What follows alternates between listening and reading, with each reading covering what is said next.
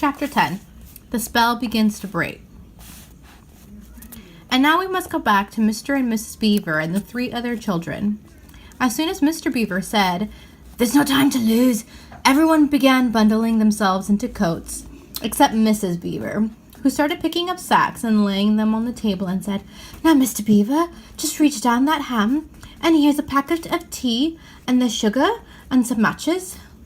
And if someone will get 2 or 3 loaves out the crock over there in the corner." "What are you doing, Mrs. Beaver?" exclaimed Susan. "Packing a load for each of us, dearie," said Mrs. Beaver very coolly.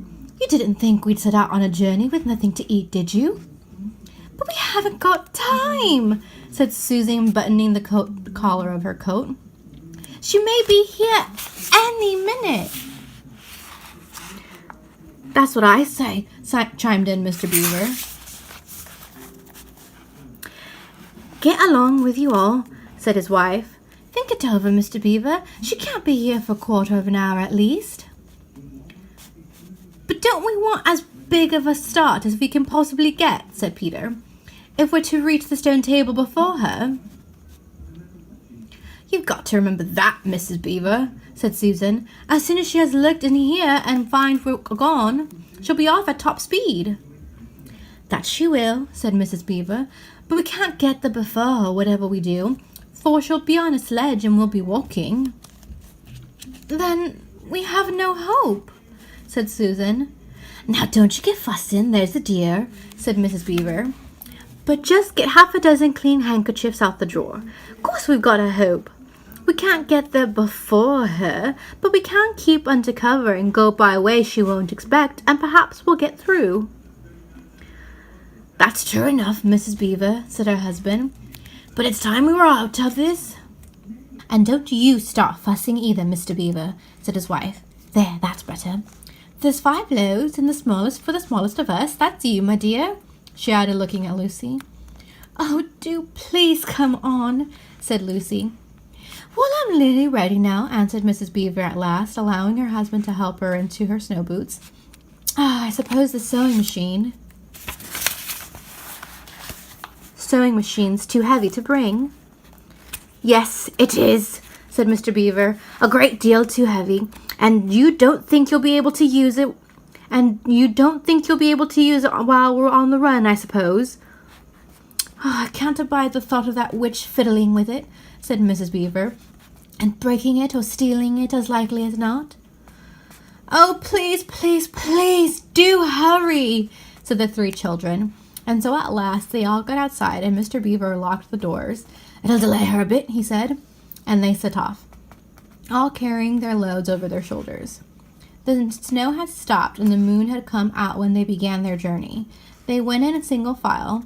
First Mr. Beaver, then Lucy, then Peter, then Susan, and Mrs. Beaver last of all.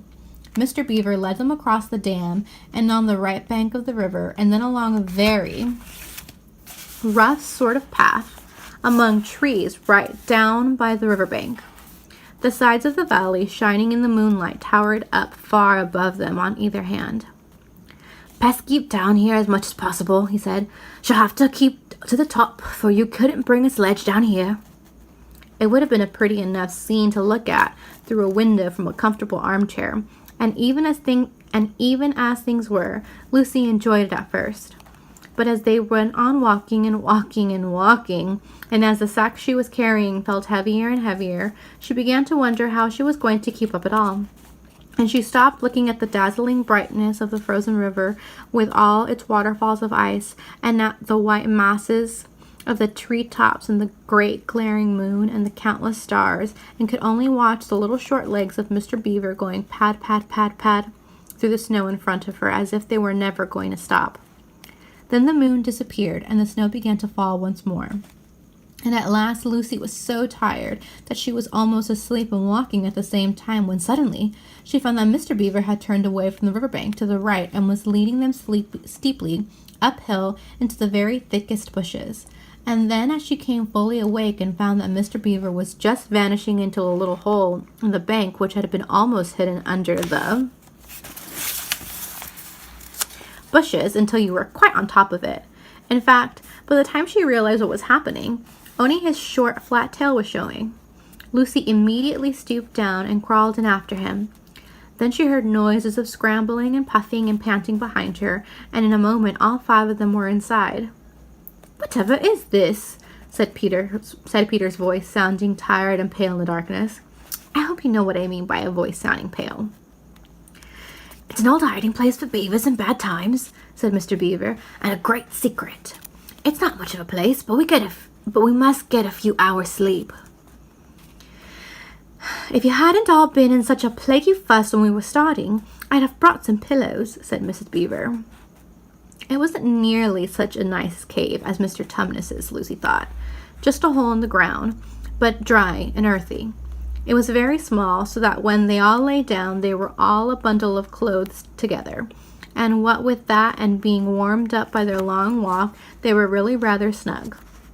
If only the floor of the cave had been a little smoother. Then Mrs. Beaver handed around in the dark a little flask out of which everyone drank something. It made one cough and sputter and stung the throat, but it also made you feel deliciously warm after you swallowed it. And everyone went straight to sleep. It seemed to Lucy only the next few minutes, though really it was hours and hours later, when she woke up feeling a little cold and dreadfully stiff, and thinking how she would like a hot bath. Then she felt a set of long whiskers tickling her cheek, and saw the cold daylight coming through the mouth of the cave. But immediately after that she was very wide awake indeed, and so was everyone else. In fact, they were all sitting up with their mouths and eyes wide open, listening to a sound which was the very sound they'd been thinking of, and sometimes imagining they had heard, during their walk last night. It was the sound of jingling bells. Mr. Beaver was out of the cave like a flash the moment he heard it. Perhaps you think, as Lucy thought for a moment, that this was a very silly thing to do, but it was really a very sensible one. He knew he could scramble to the top of the bank among bushes and brambles without being seen, and he wanted above all things to see which way the witch's sledge went. And the others all sat in the cave waiting and wondering. They waited nearly 5 minutes. Then they heard something that frightened them very much. They heard voices. "Oh," thought Lucy, "he's been seen! She's caught him!" Great was their surprise when a little later they heard Mr. Beaver's voice calling to them from just outside the cave. "It's all right," he was shouting. "Come out, Mrs. Beaver! Come out, sons and daughters of Adam! It's all right! It isn't her!" This was bad grammar, of course, but that is how beavers talk when they are excited. I mean, in Narnia. In our world, they usually don't talk at all. So Mrs. Beaver and the children came bundling out of the cave, all blinking in the daylight, and with earth all over them, and looking very frosty and unbrushed and uncombed, and with the sleep in their eyes. "Come on!" cried Mr. Beaver, who was almost dancing with delight. "Come and see! This is a nasty knock for the witch. It looks as if her power is already crumbling." "What do you mean, Mr. Beaver?"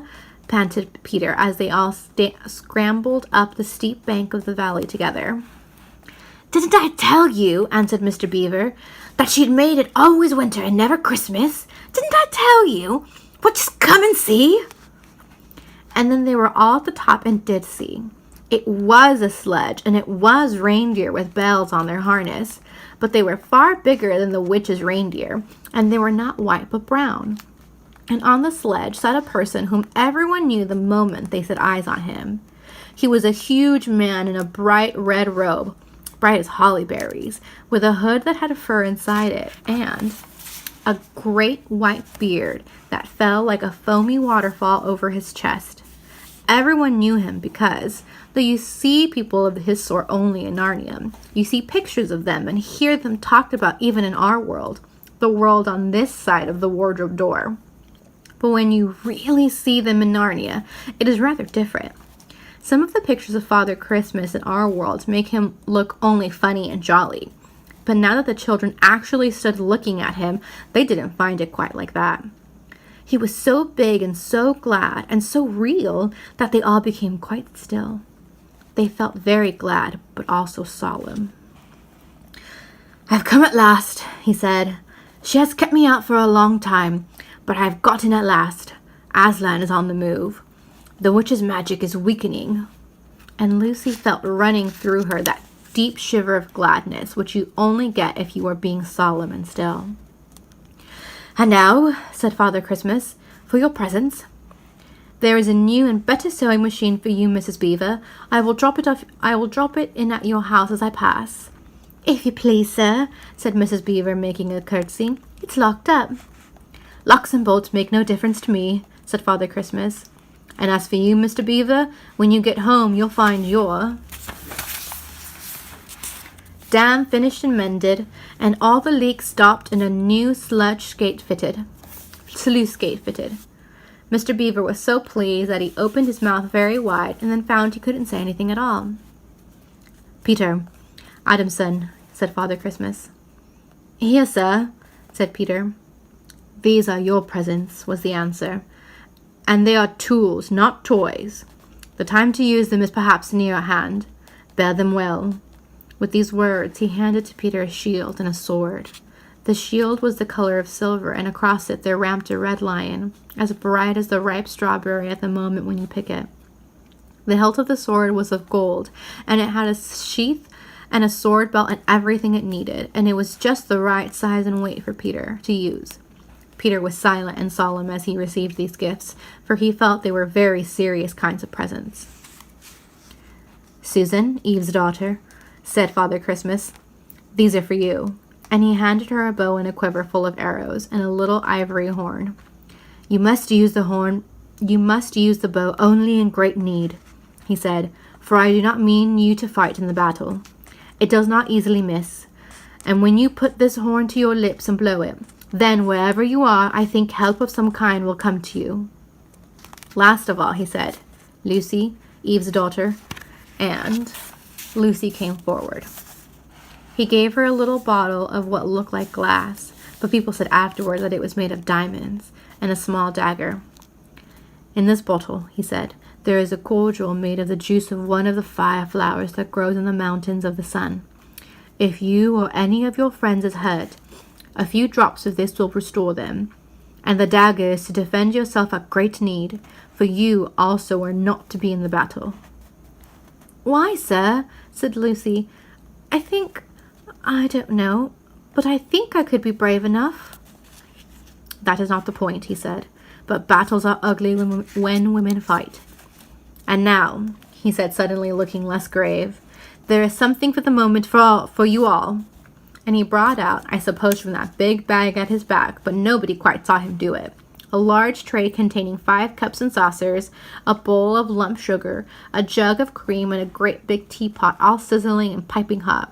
And he cried out, "Merry Christmas! Long live the true king!" and cracked his whip, and he and the reindeer and the sledge and all were out of sight before anyone realized what they had started. Peter had just drawn his sword out of its sheath and was showing it to Mr. Beaver when Mrs. Beaver said, now then, don't start talking there till the tea's got cold, just like men. Come and help to carry the tray down, and we'll have breakfast. What a mercy I thought of bringing the bread knife." So down the steep bank they went and back to the cave, and Mr. Beaver cut some of the bread and ham into sandwiches, and Mrs. Beaver poured out the tea, and everyone enjoyed themselves. But long before they had finished enjoying themselves, Mr. Beaver said, "Time to be moving on now." Now we must go back to Mr. and Mrs. Beaver and Peter, Susan, and Lucy. Mrs. Beaver wisely packed a load of food for each of them to take for their journey. They then realized that they wouldn't get to the stone table ahead of the witch, since they were on foot and she was in a sleigh. "We can't get there before her, but we can keep under cover and go by ways she won't expect, and perhaps we'll get through." The snow had stopped and the moon had come out when they began their journey. Mr. Beaver led them along a very rough sort of path among the trees into a valley. "Let's keep down here as much as possible. You couldn't bring a sleigh down here." They walked and walked and walked, and the sacks they carried felt heavier and heavier. The moon disappeared and the snow began to fall once more. Just as they were so tired that they each thought they couldn't take another step, Mr. Beaver led them up a steep hill into the very thickest bushes. He vanished into a little hole in the bank, which had been almost hidden under the bushes until you were quite on top of it. They followed him in. Whatever is this? It's an old hiding place for beavers in bad times. It's not much of a place, but we must get a few hours' sleep. It was very small, so that when they lay down they were all a bundle of clothes together. And what with that and being warmed up by their long walk, they were really rather snug. Everyone went straight to sleep. It seemed only the next minute, but was actually the next morning when they awoke to the sound of jingling bells. Stay here till I come back. Is it the witch? Wait and see. Do you hear that? Oh no! He's been seen! The witch has caught him! Quick! Oh, promise me. It's all right. It's all right. Come out, Mrs. Beaver. Come out, sons and daughters of Adam and Eve. It isn't her. This is a nasty knock for the witch. It looks as if her power were already crumbling. What do you mean, Mr. Beaver? Well, didn't I tell you that she'd make it always winter and never Christmas? Didn't I tell you? Well, you just come and see. See what? What is... It's Father Christmas! Look! It's Father Christmas! I've come! At last! She has kept me out for a long time, but I have finally got in. Aslan is on the move. The witch's magic is weakening. And now, for your presents. Presents? Mrs. Beaver, here is a new and better sewing machine for you. I'll drop it off at your house as I pass. Thank you. Oh, but the house is locked up. Locks and bolts make no difference to me. And as for you, Mr. Beaver, when you get home, you will find your dam finished and mended, and all the leaks stopped and a new sluice gate fitted. Oh, thank you. Thank you. Peter, Adam's son. You have a present for me? Of course. Here. They are tools, not toys. The time to use them is perhaps near at hand. Bear them well. It's a sword and a shield. The shield was the colour of silver, and across it there ramped a red lion, as bright as a ripe strawberry. The hilt of the sword was of gold, and it had a sheath and a sword belt and everything it needed. And it was just the right size and weight for Peter to use. Susan, Eve's daughter. Here, sir. Here is a bow and a quiver full of arrows, and a little ivory horn. You must use the bow only in great need, for I don't mean you to fight in the battle. It does not easily miss. And when you put this horn to your lips and blow it, then wherever you are, I think help of some kind will come to you. Thank you. Lucy, Eve's daughter. Yes, sir. I give to you this little bottle containing a cordial made of the juice of the fire flowers that grow in the mountains of the sun. If you or any of your friends is hurt, a few drops of this will restore them. Oh, thank you.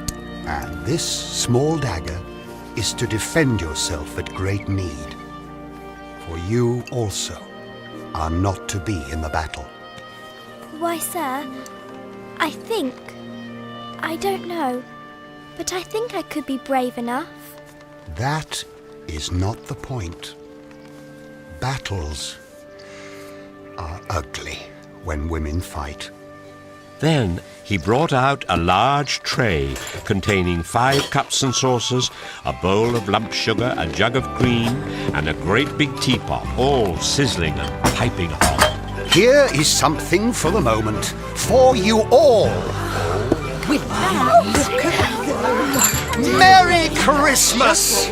Long live the true king! Long Christmas! live Long live the king! Merry Christmas! Long Thank you live for the king! Goodbye. Goodbye! Thank you. Merry Christmas. Do you see my sword, Mr. Beaver? Yeah. Isn't it magnificent? Now then, don't stand there talking till all the tea's got cold. It's just like men. Come and help carry the tray down. We'll have breakfast. What a mercy, I thought to bring the bread knife. Oh, we must be quick. It's time to be moving on now. Let's have a cup of tea first. Doing well? Understand? Ham, Good lad. tea, sugar,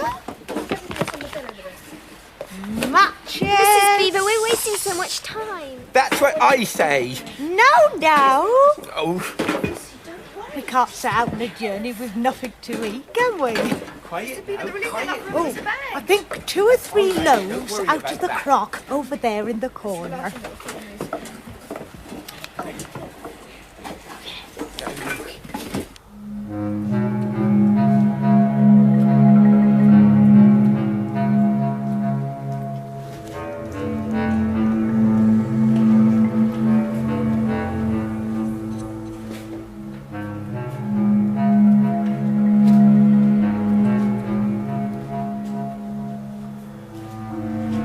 Your Majesty. What? You said if I came back into Narnia and brought my brother and sisters with me, I could have some more Turkish delight. Silence, fool! Yet it will not do to have the little brat fainting on the way. Bring the human creature food and drink!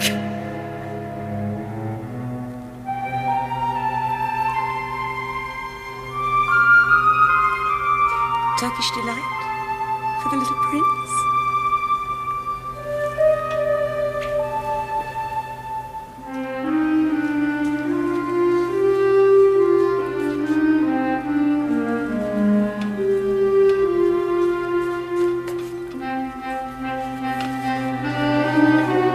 I don't want dry bread. I'm sorry. You may be glad of it before you eat again. Morgram! Where is my chief of police? Morgram!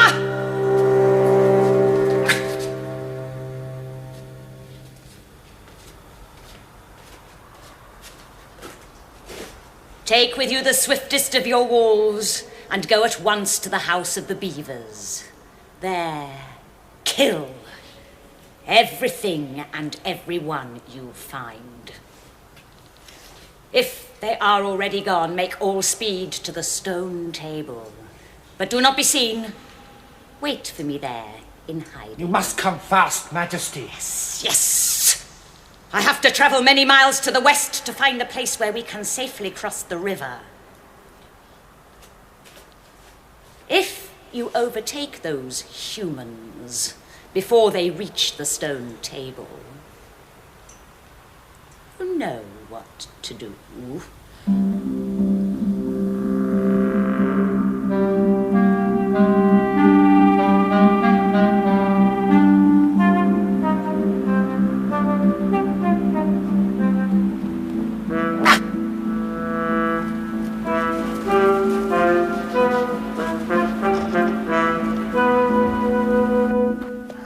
I can't. Oh, dear. Oh, dearie me. Mrs. Beaver, Oh, we really must be on our way. We've still time before she arrives. Well, don't we want as big a start as possible? If we're to reach Aslan and the stone table before her. Oh, we can't get there before her, whatever we do. Bless you. She'll be on a sledge and we'll be walking. You mean we've no hope?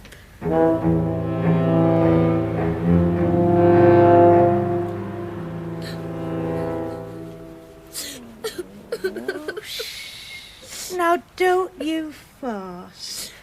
Just get me a clean handkerchief from the pile over there. Of course we've a home. Now, we can't get there before her, but we can keep under cover and go by ways she won't expect. And perhaps we'll get through. Perhaps! True enough, Mrs. Beaver, but it is time we were out of this.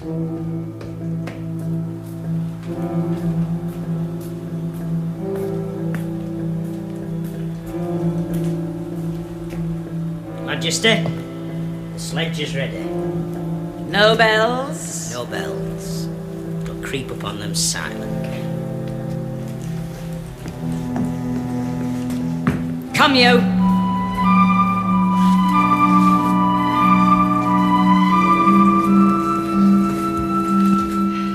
Not too heavy. There. Oh, that's fine.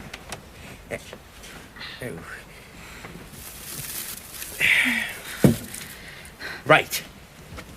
I suppose the sewing machine's too heavy to take. Oh. Yes, it is. You don't really think you'd be able to use it on the run now, do you? Well, I can't abide the thought of that witch fiddling with it, breaking it, or stealing it likely as not. Oh, please. We must hurry. Please. Yes. All ready. At last.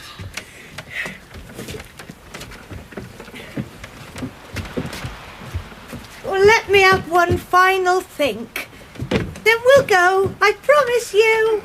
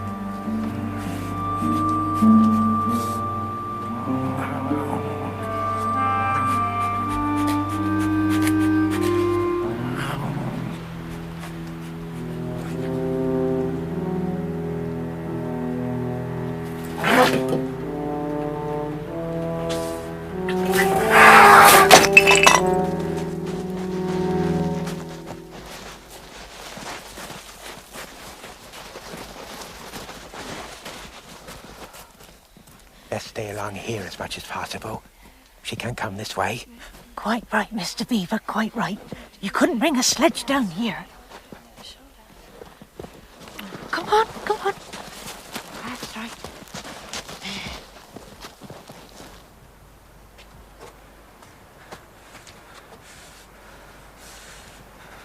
No tracks. And the scent is cold.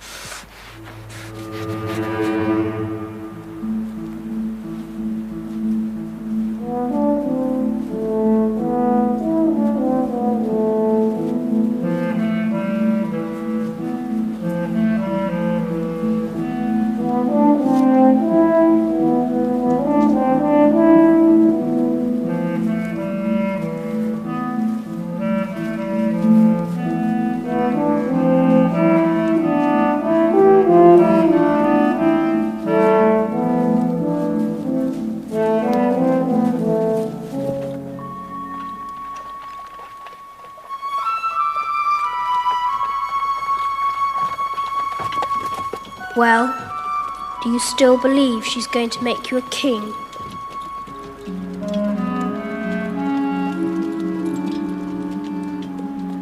All the nice things you said about her sound pretty silly now, don't they?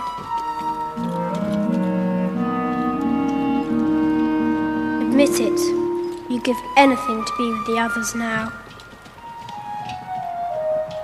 Even Peter.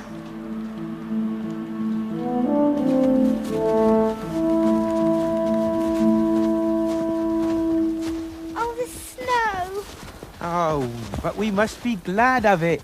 Why, anyone following us will find no tracks. That's right.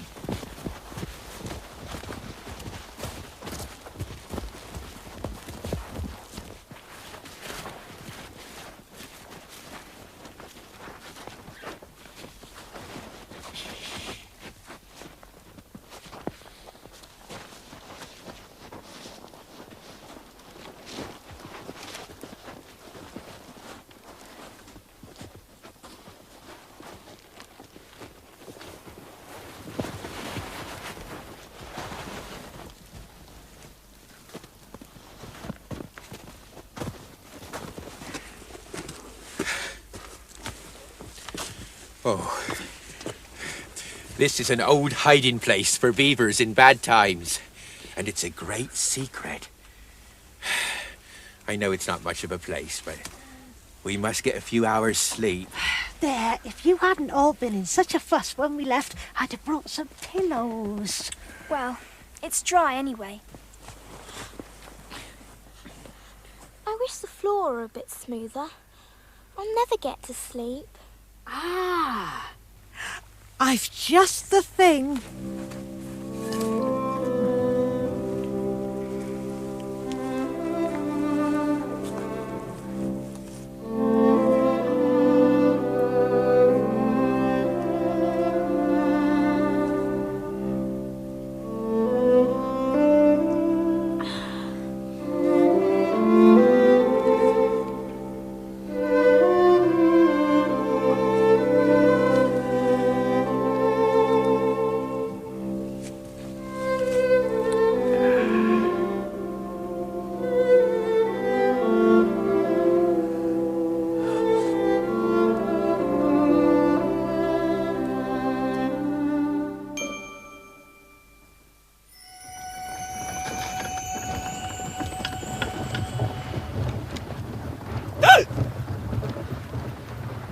What have we here?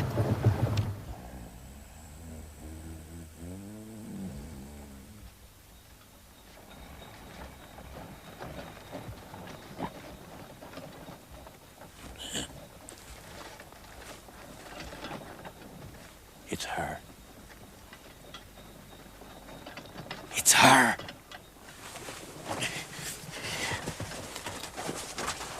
But he'll be seen. Why, I shouldn't think so, dearie.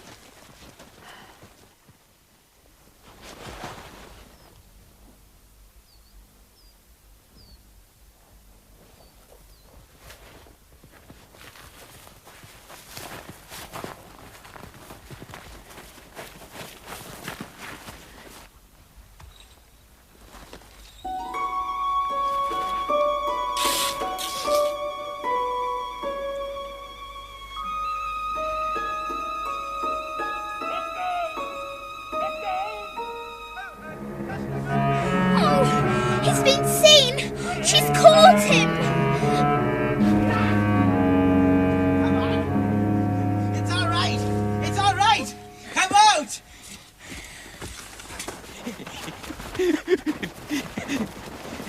What is it? This is a nasty knock for the witch. I tell you, her power is crumbling. What do you mean, Mr. Beaver? Come and see.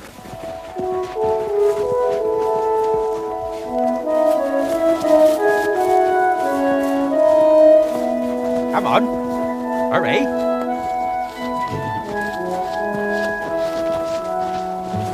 Didn't I tell you that she'd made it always winter and never Christmas? Well, who is this?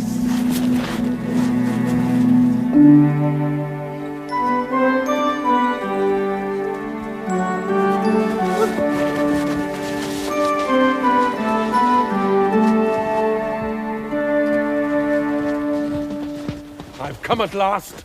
She's kept me out. She's kept me out a long time, but I've got in at last. The witch's magic is weakening. The great King Aslan is on the move.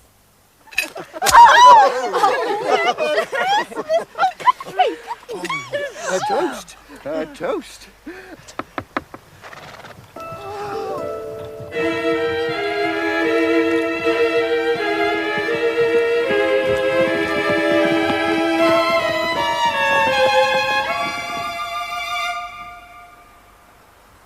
What is the meaning of this? Speak, vermin. Or do you want my little man to find you a tongue with his whip? What is the meaning of all this gluttony? This waste? This self-indulgence? Where did you get all these things? Please, Your Majesty, we were given them. And, if I may be so bold as to drink Your Majesty's very good health... Silence! Who gave them to you? Speak! Please, Father Christmas. What? He has not been here! He cannot have been here! Say you are lying, and you shall even now be forgiven. He has! Yeah! Please don't!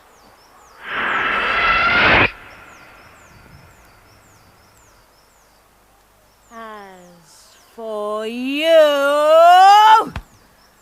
let that teach you to ask favors for spies and traitors! Drive on.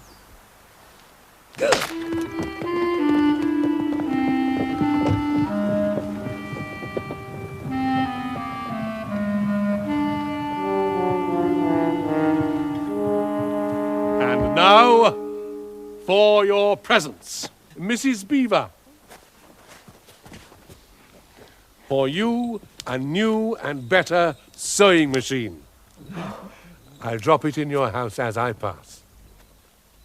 If you please, sir, it's all locked up. Locks and bolts make no difference to me. As for you, Mr. Beaver, when you get home, you will find your dam finished, the damage from the frost mended, a new sluice gate fitted, and all the leaks stopped. Son of Adam, Peter. Here, sir. These are your presents.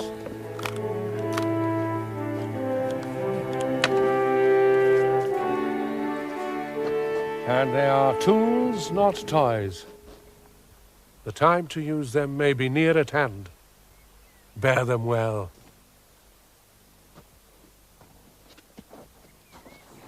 Daughter of Eve, Susan.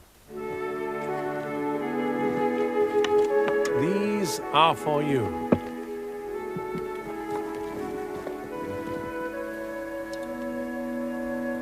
You must use the bow only in great need, for I do not mean you to fight in the battle. And know of the arrow that it does not easily miss. And remember, when you put the horn to your lips and blow it, wherever you are, I think help will come to you. Now, Eve's daughter Lucy. In this bottle is a cordial made from the juice of fire flowers that grow on the mountains of the sun. If you are hurt, or if any of your friends is hurt, a few drops of this cordial will restore them.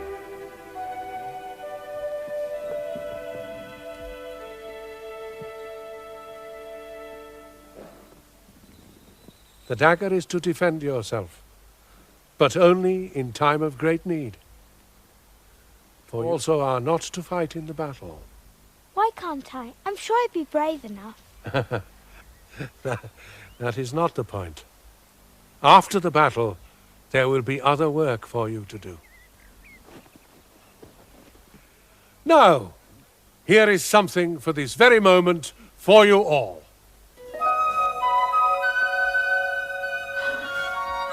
Merry Christmas. Merry Christmas. And may you meet him soon, Aslan, the true king.